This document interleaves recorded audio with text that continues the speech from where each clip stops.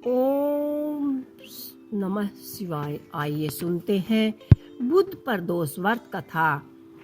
प्राचीन समय की एक बात है। अंबापुर गांव में एक ब्राह्मणी रहती थी। पति की मृत्यु के पश्चात वह रोजाना भिक्षा मांगकर अपना पालन पोषण करती थी। एक दिन वह भिक्षा मांगकर लौट रही थी। उसी समय मार्ग में उसे दो बालक मिले। दोनों बालकों को खेलता देख वह दुखी हो गई। वह सोचने लगी कि दोनों बालक के माता पिता कौन हैं और क्यों दोनों यहाँ वीरानी जगह पर खेल रहे हैं। यह सोचकर ब्राह्मणी दोनों बालकों को घर ले आई।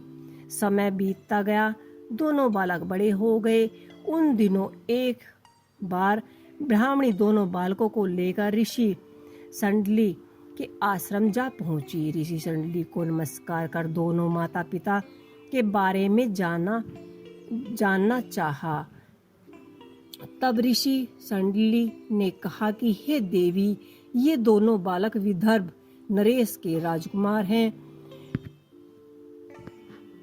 दुर्भाग्य नरेश के आक्रमण से इनका राजपाट छिन गया है, अतः ये राज्य से लुप्त हो गए हैं।